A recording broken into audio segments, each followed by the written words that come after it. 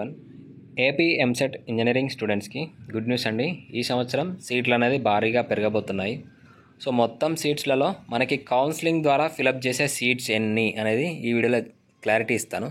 దాదాపుగా 1,81,000 సీట్స్ అని చాలామంది అంటున్నారు, కానీ 1,81,000లో యాక్చువల్ సీట్స్ మన కౌన్సిలింగ్ ద్వారా ఫిలప్ చేసే సీట్స్ ఏంటి అనేది డీటెయిల్స్ చెప్తాను.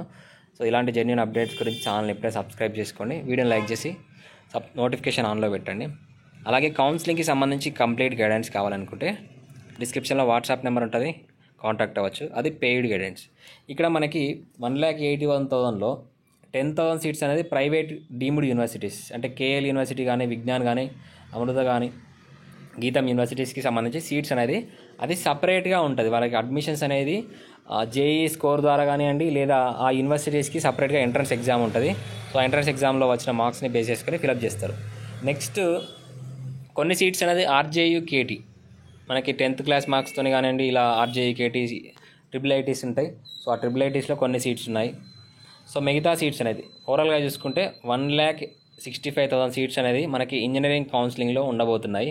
ఈ 1,65,000 సీట్స్లలో 30% సీట్స్ అనేది మేనేజ్మెంట్ కోటా, అంటే వీటికి మనం ఫీజు అనేది పే చేయాల్సి ఉంటుంది. 70% సీట్స్ అనేది కన్వీనర్ కోటా. సో ఇందులో సీట్ వస్తే మీకు ఫీ రియంబర్స్మెంట్ వస్తుంది, కాబట్టి మీరు కాలేజ్ ఫీ పేమెంట్ చేయాల్సిన అవసరం ఉండదు. 30% సీట్లో మాత్రమే మీరు ఫీ పేమెంట్ చేసి జాయిన్ కావాల్సిన సీట్స్ ఇవి. అంటే ఇప్పుడు 1,65,000లో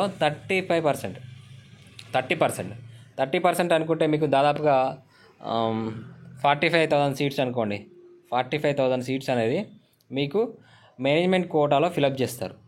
అలాగే మీకు రిమైనింగ్ 1,20,000 సీట్స్ అనేది 1,20,000 సీట్స్ అనేది 70% మనకి మేనేజ్మెంట్ అది కన్వేయర్ కోటా కౌన్సిలింగ్ ఉంది కదా, ఆ కన్వేయర్ కోటాలో ఫిలప్ చేయడం జరుగుతుంది. సో మనకి ఇప్పుడు కౌన్సిలింగ్లో ఉండే సీట్స్ ఎన్ని మొత్తం 1,20,000 సీట్స్, 1,20,000 సీట్స్ మాత్రమే.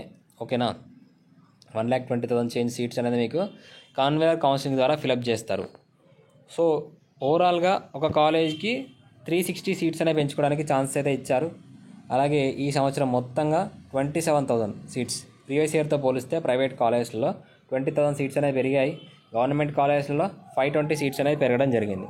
సో ఓవరాల్గా చూసుకుంటే ప్రీవియస్ ఇయర్తో కంపేర్ చేస్తే దాదాపుగా 20,000 సీట్స్ అనేది కన్వేయర్ కౌన్సిలింగ్లో ఇంక్రీజ్ అయ్యాయి. కాబట్టి సో స్టూడెంట్స్ అందరికీ ఇది ఒక పెద్ద గుడ్ న్యూసే.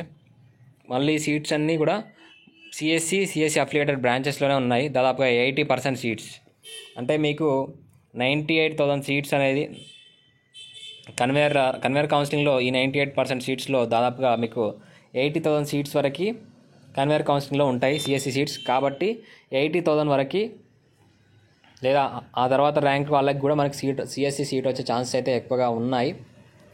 సో స్టూడెంట్స్ అందరికీ ఇది ఒక పెద్ద గుడ్ న్యూస్ అని అయితే చెప్పొచ్చు.